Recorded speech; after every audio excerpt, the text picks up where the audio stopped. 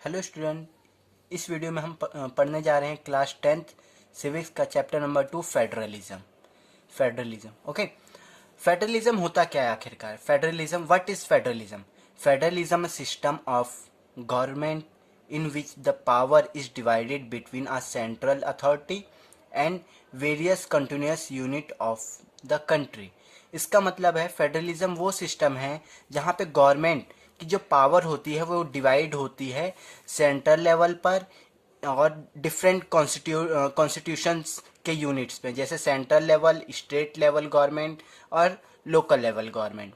हाँ, अगर हम बेसिकली देखें तो फेडरलिज्म होता क्या है? फेडरलिज्म का मतलब है जहाँ तीन से ज़्यादा टाइप्स की गवर्नमेंट होती है, जैसे सेंट्रल लेवल, स्टेट लेवल और local level government. Central level जो पूरी ऑल इंडिया की गवर्नमेंट होती है, और स्टेट लेवल उन्हें कहते हैं जैसे कि स्टेट की लैंग्वेज, जैसे कि ये उत्तर प्रदेश, पंजाब की गवर्नमेंट। हाँ, और लोकल लेवल होती है जैसे ग्राम पंचायत, इनको हम कम्युनिटी लेवल की भी गवर्नमेंट बोलते हैं। हाँ, अब उसकी डेफिनेशन दोबारा देखते हैं। Federalism has two or more level of government, यानी federalism has two or more level government and both of enjoy power independent, यानी सभी पावर को इंजॉय करते हैं इंडिपेंडेंटली, सबको पावर दी जाती है अपने हिसाब से काम करने के लिए।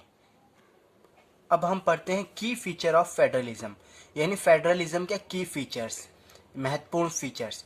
यहाँ दो या दो से ज़्यादा टाइप्स की गवर्नमेंट होती है, जैसा कि मैंने बताया, सेंट्रल लेवल, स्टेट लेवल और लोकल लेवल।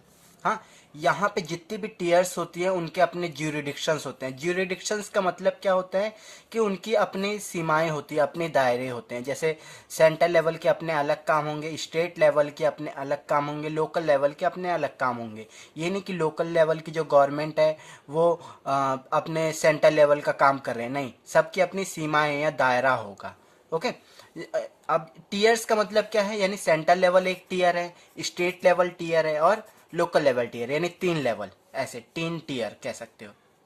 अब यहाँ पे different level of government jurisdictions specified, यानी जो इनके ज्यूरिडिक्शंस है ना, यानी जो डिफरेंट लेवल ऑफ गवर्नमेंट की जो ज्यूरिडिक्शंस हैं, सीमाएं हैं, दायरे हैं, उनको स्पेसिफाई किया गया है। कहाँ? हमारे कॉन्स्टिट्यूशन में बड़े अच्छे बाखूबी तरीके से वहाँ पे स्पेसिफाई किया गया है। ओके, अब यहाँ पे different tier of government but governs, यानी यहाँ डिफरेंट लेवल ऑफ गवर्नमेंट होती है। डिफरेंट लेवल ऑफ गवर्नमेंट तो होती है पर सिटीजन सेम होते हैं। जैसे कोई सिटीजन यूपी या पंजाब के होंगे, वो सिटीजन सेम, गवर्नमेंट अलग होगी पर वो सिटीजन सेम स्टेट लेवल के भी होंगे, लोकल लेवल के भी होंगे। जैसे कि कोई सिटीजन है वो लोकल लेवल का भी होगा, हाँ सिटीजन, और वो स्टेट लेवल का भी सिटीजन वही होगा और वही सेंट्रल लेवल का भी होगा। यानी वो तीन एक ही सिटीजन 3 गवर्नमेंट के अंडर में है। ओके, अब यहाँ बात करते हैं कि जो सबको पावर दी गई है सब इंडिपेंडेंट है। जो पावर दी गई है, कोर्ट्स को एक पावर दी गई है कि वो कॉन्स्टिट्यूशन को इंटरप्रेटेट करते हैं। कॉन्स्टिट्यूशन को पढ़ के उनके जो उसमें दिया गया है कि दायरे, ज्यूरिडिक्शंस, वो सारे देखते हैं कि कौन किसके दायरे में आता है।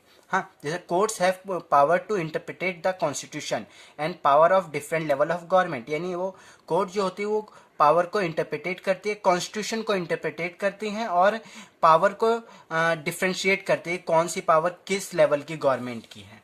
ओके, अब जो सोर्सेज ऑफ रेवेन्यू है, सोर्सेज ऑफ जो रेवेन्यू यानी पैसा कहाँ से आएगा, हर गवर्नमेंट को चलने के लिए तो पैसे की जरूरत होगी, तो पैसा कहाँ से आएगा ये क्लियरली स्पेसिफाइड,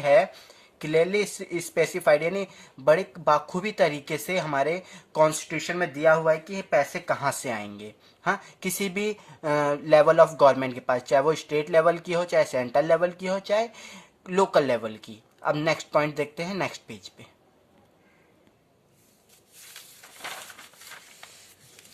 अब यहाँ फेडरल सिस्टम जो है इसके दो एस्पेक्ट्स होते हैं, दो एस्पेक्ट, म्यूचुअल ट्रस्ट और to living together agreement to living together. Mutual trust का मतलब है कि हमारे जो हम हैं हमारे बीच में एक ट्रस्ट बना रहेगा, स्टेट लेवल, लोकल लेवल या सेंट्रल लेवल के बीच में एक म्यूचुअल ट्रस्ट होता है। हाँ, जैसे आप देखते होगे फेसबुक पे म्यूचुअल फ्रेंड्स होते हैं, वैसे म्यूचुअल ट्रस्ट बना रहता है। हाँ, अब एग्रीमेंट टू लिविंग टुगेदर, यानी हमारे इसमें बीच में जब डिफरेंट लेवल की गवर्नमेंट होती है, जैसे सेंट्रल लेवल, स्टेट लेवल और लोकल लेवल, ये सब एक साथ रहते हैं, एक साथ रह के काम करते हैं और अपने कंट्री को रन करते हैं। ओके, अब हम नेक्स्ट टॉपिक पे पढ़ते हैं। यहाँ देखेंगे हम टाइप्स ऑफ फेडरलिज्म, यानी फेडरलिज्म कितने प्रकार का होता है, कितने टाइप्स के होते हैं। दो टाइप्स के फेडरलिज्म्स होते हैं, कमिंग टुगेदर और holding together. Coming together, holding together. Coming together वो हैं, कमिंग टुगेदर ऐसे नेशंस हैं, फेडरलिज्म नेशंस है जहां in the coming together independent state come together on their own to form a bigger unit and sovereignty to increase their security. यानी coming together ये हैं कि जहाँ पे एक इंडिपेंडेंट स्टेट आके, कई सारे इंडिपेंडेंट स्टेट आके, जब छोटे छोटे स्टेट आके मिलते हैं और वो साथ आते हैं, एक बड़ा स्टेट कंट्री का को फॉर्म करते हैं, बड़ी कंट्री को बनाते हैं। छोटे छोटे स्टेट जो इंडिपेंडेंट होते हैं वो बड़ा स्टेट आके एक साथ मिल के एक बड़ा स्टेट बनाते हैं और अपने लिए एक सोवेनिटी तैयार करते हैं। सोवेनिटी का तो मतलब पता ही होगा कि जो अपने डिसीजन खुद ले, किसी के दबाव में कोई डिसीजन ना ले, उसे कहते हैं सोवर्निटी। हाँ, और वो अपनी सिक्योरिटी को मेंटेन करते हैं, सोवर्निटी करते हैं और सिक्योरिटी को मेंटेन करते हैं, सिक्योरिटी को इंक्रीज करते हैं और मेंटेन करते हैं। जैसे इसमें आते हैं यूएसए, स्विट्जरलैंड, ऑस्ट्रेलिया, ये हमारे कमिंग टुगेदर स्टेट्स हैं। अब एक बार दोबारा मैं रिवाइंड करा देता हूँ कि कमिंग टुगेदर उन नेशंस को कहते हैं जो छोटे छोटे कई सारे स्टेट्स होते हैं, जैसे कि ये कई सारे छोटे छोटे स्टेट्स हैं और वो एक साथ आके एक कंट्री बनाते हैं, और ये सवर्निटी बनाते हैं। और जब वो एक साथ आ जाएंगे, हैं, जब उंगलियां एक साथ आ जाएंगी सपोज, तो एक मुक्का सा बन जाएगा, यानी काफ़ी पावरफुल। वैसे ये सब एक साथ आके हैं काफ़ी पावरफुल हो जाते हैं। हाँ, इसी को हम कहते हैं कमिंग टुगेदर, यानी पास साथ आके एक नेशन बनाए, यानी कमिंग टुगेदर फेडरलिज्म। दूसरा कहते हैं पढ़ते हैं holding together federalism. Holding together क्या होते हैं कि जहाँ पे कंट्री बहुत लार्ज होती है, कंट्री बहुत बहुत बड़ी कंट्री होती है, यहाँ पे बहुत बड़ी कंट्री होती है और इसे डिवाइड किया जाता है, इसकी पावर को। ये कंट्री इतनी बड़ी होती है कि इसके पावर को डिवाइड किया जाता है, किसमें, स्टेट लेवल में, नेशनल लेवल गवर्नमेंट में। हाँ, यहाँ कंट्री तो बहुत बड़ी होती है पर उसे रन करने के लिए नेशनल लेवल पे तो पावर दी जाती है, पर स्टेट लेवल पे भी छोटी छोटी पावर्स डिवाइड कर दी जाती है ताकि कंट्री अच्छे से रन हो। हाँ, इसी को हम कहते हैं होल्डिंग टुगेदर। और इसमें स्टेट्स बाहर से मिलके एक कंट्री नहीं बनाते, वो पहली सी कंट्री रहते हैं और उन्हें स्टेट्स में डिवाइड किया जाता है अच्छे से रन करने के लिए। ओके, इसमें जैसे आपने देखा होगा बेल्जियम हो गया, स्पेन हो गया और इंडिया। ओके, अब हम नेक्स्ट टॉपिक की तरफ बढ़ते हैं। नेक्स्ट टॉपिक है what make India federal country, यानी कौन इंडिया को फेडरल कंट्री कौन बनाता है, इंडिया को फेडरल कंट्री कौन बनाता है।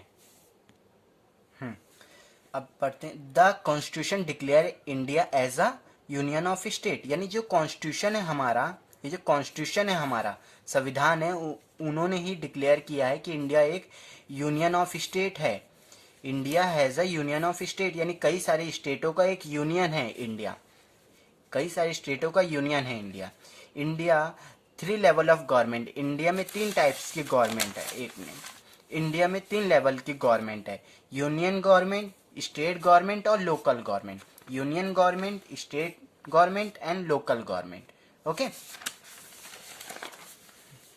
अब यहाँ पे लेजिस्लेटिव पावर को डिस्ट्रीब्यूशन किया। लेजिस्लेटिव पावर के मतलब है कि उनकी पावर को अलग अलग लिस्ट में डिवाइड किया गया है कि कौन किसका क्या काम है। हाँ, क्या काम है, जैसे सेंट्रल लेवल की गवर्नमेंट जिसे हम यूनियन लिस्ट में वो करते हैं।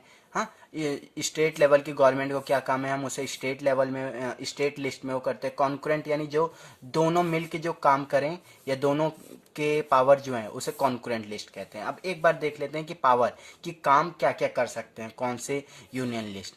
पहला है कि यूनियन लिस्ट कौन कौन से काम करते हैं। यूनियन लिस्ट वो हैं जहाँ पे सेंट्रल गवर्नमेंट को पावर दी गई है कि वो अपने हिसाब से लॉ बनाए, और यहाँ पे सेंट्रल लिस्ट में पावर कि वो अपने हिसाब से लॉ बना सकते हैं, काम कर सकते हैं। जैसे डिफेंस के ऊपर वही काम करेंगे, बैंकिंग के ऊपर वही काम करेंगे, कौन, यूनियन लिस्ट। हाँ, currency, foreign affairs and communication.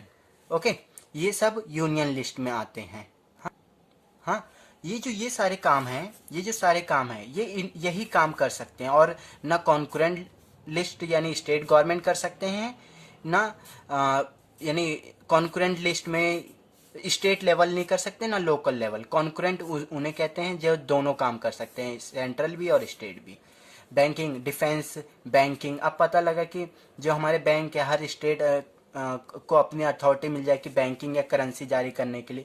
तो इंडिया की करेंसी तो रुपी है, पर हर स्टेट अपनी करेंसी जारी करने लग जाएगा, तो इससे मतलब ही क्या है किसी करेंसी का, किसी नेशन का। इसलिए इसे नेशन के पास रखा गया है, सेंट्रल गवर्नमेंट के पास रखा गया है। हाँ, अब देखते हैं स्टेट लिस्ट। कॉन्करेंट लिस्ट से पहले स्टेट लिस्ट। स्टेट लिस्ट उसे कहते हैं जिसमें पावर दी गई स्टेट को कि वो अपने हिसाब से लॉ बना सकें, जैसे पुलिस, हाँ, ट्रेड, ट्रेड यानी व्यापार, एग्रीकल्चर, इरिगेशन, हाँ, और पुलिस, और ये हो गया लॉ। लॉ भी आता है इसी में। हाँ, लॉ, लॉ का मतलब पुलिस और ये लॉ, लॉ बनाए रखना, पीस मेंटेन करना, यानी कि हाँ, peace maintain, peace, peace maintain करके रखना पूरे स्टेट में। ये इस पे सेंट्रल लेवल की गवर्नमेंट नहीं बना सकती लॉ। ओके, अब कॉन्करेंट ऐसा है, कॉन्करेंट लिस्ट जिसमें दोनों टाइप की जो स्टेट गवर्नमेंट है या सेंट्रल गवर्नमेंट है, दोनों ही अपने पावर है उनको पास कि वो जॉइंटली एक साथ आके लॉ बना सकते हैं, जैसे ये एजुकेशन पे, फॉरेस्ट पे, ट्रेड पे, हाँ, मैरिज, एडॉप्शन और सक्सेशन। अब इसके कुछ वो हम जैसे कि आगे देखते हैं। Union list include subjects of national importance, यानी यूनियन लिस्ट जो हमने पढ़ा, यूनियन लिस्ट, यूनियन लिस्ट में ऐसे सब्जेक्ट्स इंक्लूड है जो नेशनल इंपॉर्टेंस है, नेशन के लिए इंपॉर्टेंस है, जो पूरे नेशन में एक साथ उसको इम्प्लीमेंट किया जाता है। और स्टेट लिस्ट में ऐसे मैटर इंक्लूड हैं जो स्टेट लेवल पे इम्पोर्टेंस है, इस स्टेट लेवल पे इम्पोर्टेंस वेरी करते। कॉन्करेंट लिस्ट ऐसे लिस्ट है जिसमें कॉमन इंटरेस्ट के साथ, चाहे वो स्टेट गवर्नमेंट हो, चाहे सेंट्रल गवर्नमेंट हो, या चाहे स्टेट गवर्नमेंट हो, दोनों मिल के लॉ बना सकते हैं। आपने देखा स्टेट्स, मैंने आपको बता दिया ऊपर, जैसे ये union list, state list, concurrent list. Okay, अब यहाँ पे ये जो तीन लिस्ट है, अगर तीन लिस्ट के अलावा यानी कि यूनियन लिस्ट, स्टेट लिस्ट और कॉन्करेंट लिस्ट के अलावा जो कई सारी चीजें हैं जो इन तीनों में ही नहीं दी गई हैं। हाँ, which subject which do not fall in any of above three list, यानी इन तीनों लिस्ट में से किसी एक के अंडर में नहीं आता, उस लिस्ट को हम कहते हैं रेसिड्यूरी सब्जेक्ट या residuary list, residuary list. Okay, अब ये जो चेंजेस है, पावर की शेयरिंग की चेंजेस है, कैसे होती हैं, पावर की शेयरिंग की चेंजेस हमें कैसे पता लगेगा कि किसी भी अगर स्टेट को अगर, हाँ, मैं ये बता रहा था कि जैसे अगर किसी भी स्टेट की पावर चेंज करना है, किसी भी स्टेट का अगर पावर चेंज करना है, तो उसके लिए इंडियन पार्लियामेंट में 2/3 मेजोरिटी के साथ उसे बिल पास होना होगा, तभी किसी भी स्टेट का पावर कम हो सकता है। अगर ये नहीं हुआ तो पावर चेंज नहीं हो सकता। ओके, अब किसी भी मैटर को लेके, चाहे वो कोई भी मैटर हो, अगर किसी एक स्टेट का दूसरे स्टेट से कॉन्फ्लिक्ट होता है, तो उन दोनों के डिस्प्यूट्स को कौन रिजॉल्व करेगा, कौन सॉल्व करेगा? कोर्ट। कोर्ट, ये सेंट्रल लेवल या स्टेट लेवल की गवर्नमेंट में किसी मैटर को या सब्जेक्ट को लेकर कोई डिस्प्यूट होता है तो कौन सॉल्व करेगा? ये लड़ाई होती है दोनों के बीच में किसी मैटर को लेके, तो कौन सॉल्व करेगा? ये हमारे कोर्ट। कोर्ट को ही मैंने बताया कि कोर्ट को ही एक पावर मिली है कि वो कॉन्स्टिट्यूशन को इंटरप्रेटेट करता है। ओके, तो अगर किसी भी दो गवर्नमेंट के बीच में कॉन्फ्लिक्ट्स होता है तो उसको रिजॉल्व या उसे सही कौन करेगा? कोर्ट। ओके, अब यहाँ पे बात करते हैं how does India practice federalism. अब ये सारी बातें लिख देने से ही वो सारी चीज़ें रिजॉल्व थोड़ी ना होते हैं कि हमने ये सारी चीज़ें लिख दी, पर इम्प्लीमेंट कैसे होगी, प्रैक्टिस कैसे होता है। अभी तक हमने पढ़ा कि कॉन्स्टिट्यूशन में क्या दिया गया, हम देखते हैं प्रैक्टिस क्या होता है, यानी आखिरकार रियलिटी में होता कैसे है या ये मुमकिन कैसे हुआ फेडरलिज्म इंडिया में। हमारे कॉन्स्टिट्यूशन में जो प्रोविज़न किए गए हैं और डेमोक्रेटिक पॉलिटिक्स रियल पिलर हैं हमारे फेडरलिज्म के। जो हमारे पॉलिटिक्स होती है इंडिया में, डेमोक्रेटिक जो पॉलिटिक्स है, वही एक टाइप से रियल पिलर है फेडरलिज्म के, जो हमारे फेडरलिज्म को सक्सेस बनाते हैं, हमारे डेमोक्रेसी को भी सक्सेस बनाते हैं। Okay, politics of our country, यानी पॉलिटिक्स, हमारी कंट्री की पॉलिटिक्स कैसी है, यहाँ पे देखेंगे। लिंग्विस्टिक स्टेट्स हैं, लैंग्वेज पॉलिसीज हैं, सेंट्रल स्टेट रिलेशंस भी हैं। लिंग्विस्टिक स्टेट्स देखेंगे और लैंग्वेज पॉलिसीज देखेंगे और सेंट्रल स्टेट रिलेशंस देखेंगे। हाँ, पहला पॉइंट अब हम देखते हैं। पहला पॉइंट ये है लिंग्विस्टिक स्टेट, यानी कि यहाँ पे 1947 में the boundary of several old states of India were change in order of create new states, यानी 1947 में कई पुराने स्टेट्स की या राज्य की जो बाउंड्रीज है उनको नया किया गया, या उनसे तोड़ के नया स्टेट बनाया गया। हाँ, this was done to ensure the people to spoke the same language live in the same place, यानी कि ये इंश्योर कराने के लिए कि जो लोग एक ही तरीके की लैंग्वेज बोलते हैं वो सेम स्टेट या सेम प्लेस पे रहते हैं, सेम स्टेट या सेम प्लेस पे रहते हैं यार। हाँ, उनके लिए सेम प्लेस है, या स्टेट जो बना दिया गया था। अब यहाँ पे हम बात करते हैं some state were created not on basis of language, यानी कुछ ऐसे भी स्टेट थे जो लैंग्वेज के बिहाफ पे नहीं क्रिएट करे गए थे, जो लैंग्वेज के बिहाफ पे नहीं क्रिएट किए गए थे। Okay, but not recognise different based on culture, ethnicity और ज्योग्राफी, यानी कि ना तो वो लैंग्वेज के बिहाफ पे, ना तो वो कल्चर के बिहाफ पे, ना तो एथनिसिटी या ज्योग्राफी के हिसाब से क्रिएट करे गए थे। दिस इंक्लूड स्टेट जैसे कि नागालैंड, उत्तराखंड या झारखंड, ये कुछ ऐसे स्टेट्स हैं जो लैंग्वेज के बिहाफ पे चेंज नहीं हुए हैं या अलग नहीं हुए हैं, इनका कुछ और मैटर था। ओके, अब language policy, second option, language policy ऐसे हैं। अब यहाँ देखते हैं कि किस लैंग्वेज को कितना क्रेडिट दिया गया है हमारे कॉन्स्टिट्यूशन में, कितने वो दिए गए हैं राइट्स। जो हमारे कॉन्स्टिट्यूशन है हमारी कॉन्स्टिट्यूशन है, उसमें नेशनल लैंग्वेज कोई our constitution did not give the status of national language, हमारे कॉन्स्टिट्यूशन ने किसी भी लैंग्वेज को नेशनल लैंग्वेज का दर्जा या स्टेटस नहीं दिया है, किसी भी एक लैंग्वेज को। अकॉर्डिंग टू द कॉन्स्टिट्यूशन, संविधान के हिसाब से उस टाइम में की बात कर रहे हैं कि इंग्लिश को ऑफिशियल लैंग्वेज माना जाएगा। इंग्लिश को ऑफिशियल लैंग्वेज माना जाना था कब तक? 1965 तक। जब कॉन्स्टिट्यूशन बन रहा था कि इंग्लिश को ऑफिशियल लैंग्वेज माना जाएगा, कब तक? 1965 तक। उसके बाद उसे हटा दिया जाएगा, पर ये अभी तक चल रहा है, अभी तक इसे इंग्लिश को ऑफिशियल लैंग्वेज माना जाता है। हमारे नेशनल लैंग्वेज कोई नहीं है। मैनी नॉन हिंदी, यानी जो नॉन हिंदी स्पीकिंग स्टेट्स हैं, जैसे साउथ के स्टेट्स हैं कुछ, तो वो हिंदी को पहली बात तो हिंदी को वो क्रिटिसाइज करते हैं कि नेशनल लैंग्वेज नहीं बननी चाहिए। अगर नेशनल लैंग्वेज बन जाएंगी तो उन्हें थोड़ी दिक्कत होगी, हाँ, क्योंकि वहाँ हिंदी बहुत कम बोली जाती है। अब हम यहाँ बात करते हैं कि जो नॉन हिंदी स्पीकिंग स्टेट्स थे वो डिमांड कर रहे थे कि इंग्लिश को कंटिन्यू किया जाए, 65 के आगे भी कंटिन्यू किया जाए ऑफिशियल लैंग्वेज के हिसाब से, तो वो अभी तक चल रहा है। हाँ, जो हिंदू थे वॉज आइडेंटिफाई हिंदी, सॉरी यहाँ पे, हाँ, हिंदी आइडेंटिफाई की गई ऑफिशियल लैंग्वेज को। ओके, और ये मदर टंग है, ये मदर टंग है। अप्रॉक्स 40% लोगों इंडियंस की ये मदर टंग है हिंदी। ये पर नेशनल लैंग्वेज नहीं है, ये ऑफिशियल लैंग्वेज है हमारी। और 22 लैंग्वेजेस को हमारे कॉन्स्टिट्यूशन में रिकॉग्नाइज किया गया है, शेड्यूल लैंग्वेज को शेड्यूल लैंग्वेज कहा गया है। 22 लैंग्वेज इंक्लूडिंग हिंदी, हिंदी को लेकर। ओके, अब स्टेट के अपने ऑफिशियल लैंग्वेज भी हो सकते हैं, स्टेट के अपने ऑफिशियल लैंग्वेज भी हो सकते हैं, पर नेशनल लैंग्वेज पे देखें तो 22 लैंग्वेजेस को रिकॉग्नाइज किया गया है शेड्यूल लैंग्वेजेस, और 2 लैंग्वेज इंग्लिश और हिंदी को ऑफिशियल लैंग्वेज माना गया है। हाँ, अब हम नेक्स्ट टॉपिक की तरफ चलते हैं। हाँ, अब थर्ड टॉपिक जो था सेंट्रल और स्टेट रिलेशन, यहाँ पे हाँ सेंटर और स्टेट रिलेशन, यानी सेंटर और स्टेट के बीच रिलेशन कैसे होगा।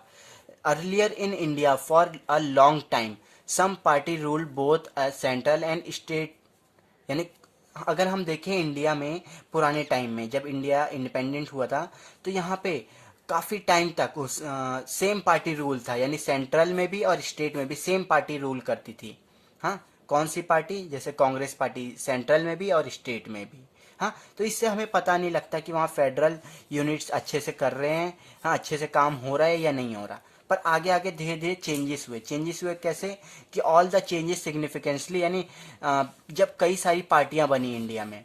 हाँ, कई सारी पार्टियां कब आती हैं, 1990s के बाद कई सारी पार्टियां बनती हैं, पॉलिटिकल पार्टियां। हाँ, अब वहाँ देखने को मिलता है कि जो स्टेट लेवल में जो गवर्नमेंट थी वो सेंट्रल लेवल गवर्नमेंट से थोड़ी अलग थी। तो अब इनके बीच का, सेंट्रल और स्टेट के बीच का रिलेशन अब हमें पता लगता है। हाँ, यहाँ पे हमें पता लगता है कि सेंट्रल और स्टेट में जो फेडरल सिस्टम है या फेडरल यूनिट्स है, हाँ कैसे अच्छे से मैनेज किया गया है। अब हम यहाँ बात करते हैं कोलिजन गवर्नमेंट।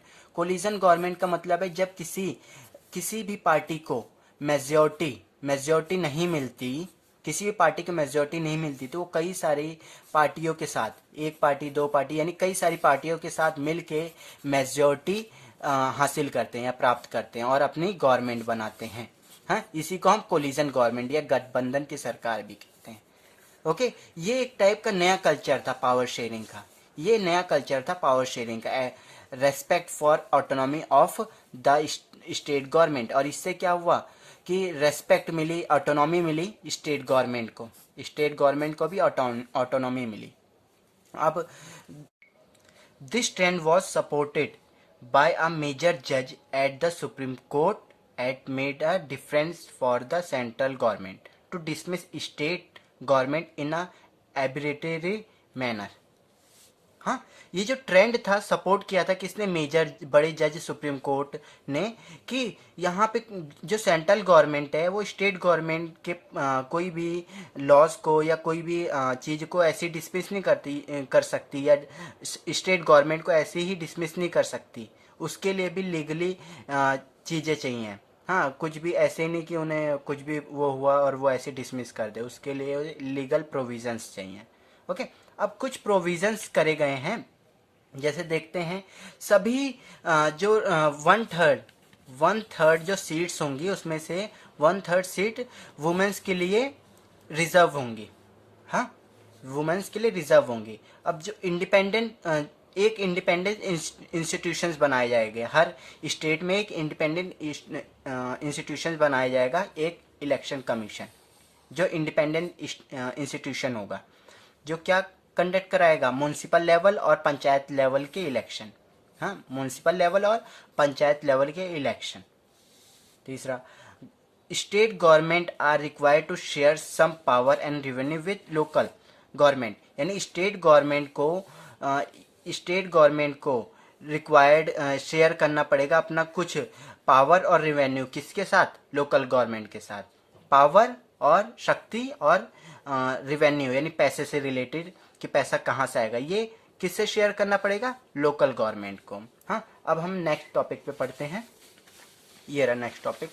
हाँ, लिंग्विस्टिक डाइवर्सिटी ऑफ इंडिया, यानी कि इंडिया की डाइवर्सिटी कितनी है अकॉर्डिंग टू द 1991 सेंसस के हिसाब से, यानी 1991 जनगणना के हिसाब से यहाँ पे 1,500 से ज़्यादा, हाँ 1,500 से ज़्यादा लैंग्वेजेस बोली जाती हैं, 1,500 से ज़्यादा लैंग्वेजेस बोली जाती हैं।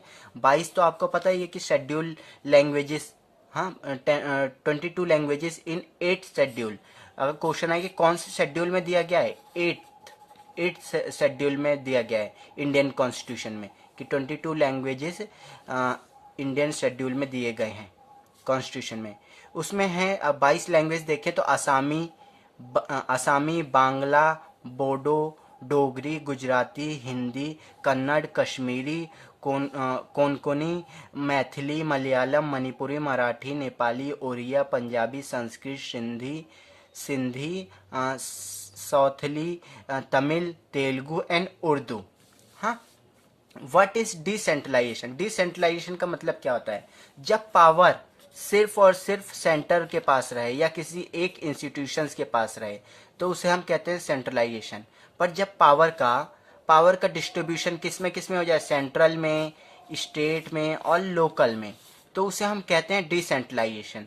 जैसे कि फॉरेस्ट, अब जब फॉरेस्ट को कट किया जाता है लार्ज लेवल पे तो हम उसे कहते हैं डीफॉरेस्ट। वैसे ही पावर को जब एक जगह से कट करके डिफरेंट इंस्टीट्यूशंस में डिवाइड किया जाता है तो हम उसे कहते हैं डिसेंट्रलाइजेशन ऑफ पावर। हाँ, constitutionally mandatory to hold regular election on to local government, यानी कि ये मैंडेटरी होना चाहिए है, ये मैंडेटरी है कि लोकल गवर्नमेंट या लोकल बॉडीज के जो इलेक्शन है वो रेगुलरली हों। 1/3 रिजर्वेशन यहाँ भी लोकल बॉडीज में भी किसको दिया जाएगा, वुमेन्स को, और रिजर्वेशन दिया जाएगा ST, SC, ST and OBC को। ओके, और ये कराएगा कौन, ये इलेक्शन कौन कराएगा, ये इलेक्शन कराएंगे स्टेट इलेक्शन कमीशन, जो एक इंडिपेंडेंट बॉडी है। स्टेट इलेक्शन कमीशन जो एक क्या है, इंडिपेंडेंट बॉडी है। State government are required to share some power, यानी वही चीज़ें आ रही वापस कि स्टेट गवर्नमेंट को रिक्वायर्ड होगी, उन्हें जरूर उनको अपनी कुछ पावर, कुछ शक्ति और रिवेन्यू यानी पैसा जहाँ से आएगा वो किसके साथ शेयर करना पड़ेगा, लोकल गवर्नमेंट के साथ। ओके, लोकल गवर्नमेंट के साथ कौन शेयर करेगा अपनी power, state government. Okay, share. हाँ, अब हम नेक्स्ट पेज करते हैं। हाँ, द लोकल गवर्नमेंट स्ट्रक्चर और विलेज लेवल। हाँ, द लोकल गवर्नमेंट स्ट्रक्चर और विलेज लेवल। यहाँ पे हम लोकल गवर्नमेंट के बारे में पढ़ेंगे। अभी हम क्या पढ़ रहे हैं, रूरल एरिया के बारे में। अभी हम अर्बन एरिया के बारे में पढ़ेंगे, रूरल एरिया है ये। ओके, यहाँ लिख देते हैं रूरल। ओके, ग्राम पंचायत है एक गांव के या कुछ गांव के ग्रुप जब एक साथ मिलते हैं तो उसे हम ग्राम पंचायत कहते हैं। उनकी एक ग्राम पंचायत होती है, या तो ये एक गांव में हो सकते हैं या कई सारे कुछ छोटे छोटे गांव मिल के एक ग्राम पंचायत बनाते हैं।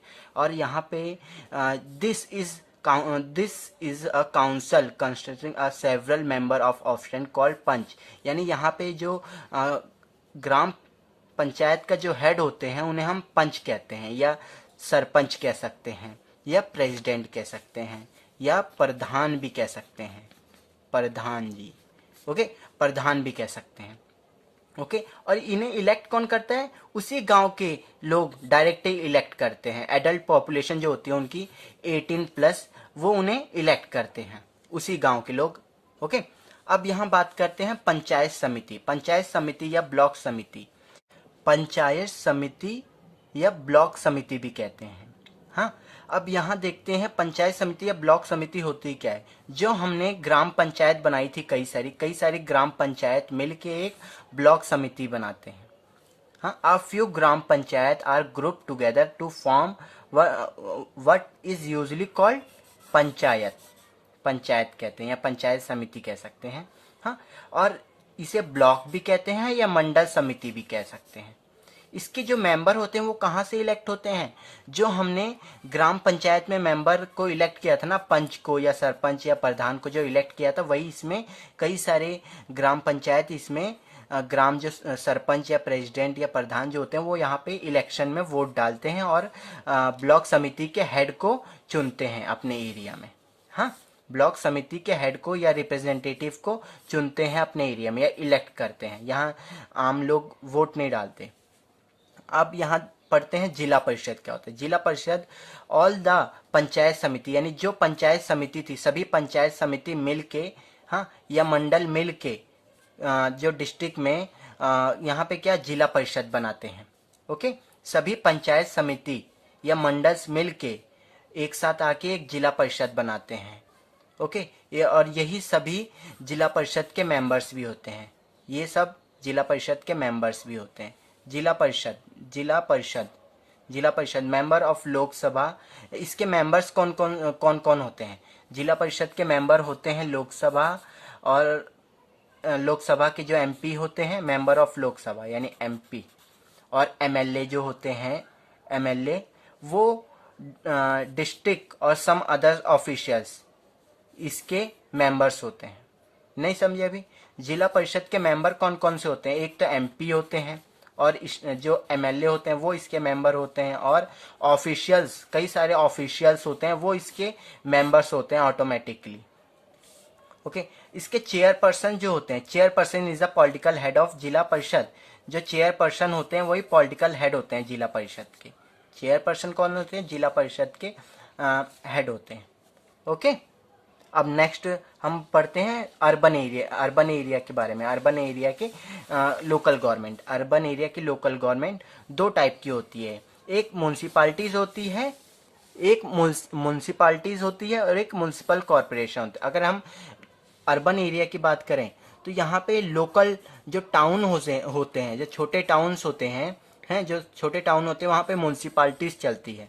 पर अगर जो बड़ी सिटीज़ होती हैं वहाँ म्यूनसिपल कॉरपोरेशन, जैसे कि अगर देखोगे तो दिल्ली में म्यूनसिपल कॉरपोरेशन होते हैं और मुंबई में म्यूनसिपल कॉरपोरेशन होते हैं। पर जो छोटी सिटीज़ या छोटे टाउन होंगे वहाँ म्यूनसिपालिटीज़ होती हैं। जो म्यूनसिपल चेयरपर्सन होते हैं वो पॉलिटिकल हेड होते हैं म्यूनसिपालिटीज़ के। म्यूनसिपल चेयरपर्सन जो होते हैं वो पॉलिटिकल हेड होते हैं म्यूनसिपालिटीज़ के। और जो म्यूनसिपल कॉरपोरेशन होते हैं उनको हेड कौन करते हैं, यानी जो उनके हेड होते हैं उनको हम कहते हैं मेयर। हाँ, म्यूनसिपल कॉरपोरेशन के हेड को हम क्या कहते हैं? मेयर। ओके, अब the report of the state recognisation commission. एक रिपोर्ट तैयार करी गई थी। किसकी रिपोर्ट थी वो? स्टेट रिकॉग्नाइजेशन कमीशन की। इसको हम शॉर्ट फॉर्म में बोल सकते हैं SRC। वॉज इम्प्लीमेंटेड ऑन 1 नवंबर 1956। यानी एक रिपोर्ट तैयार करी गई थी किसके द्वारा? स्टेट रिकॉग्नाइजेशन कमीशन के द्वारा, जो इम्प्लीमेंट कब करी गई? 1 नवंबर 1956। ओके, इसी के साथ हमारा ये टॉपिक एंड होता है और इसी के साथ हमारा चैप्टर भी कंप्लीट होता है। अगर आपको ये वीडियो अच्छी लगी हो तो वीडियो को लाइक, शेयर और चैनल को सब्सक्राइब करें। Thank you.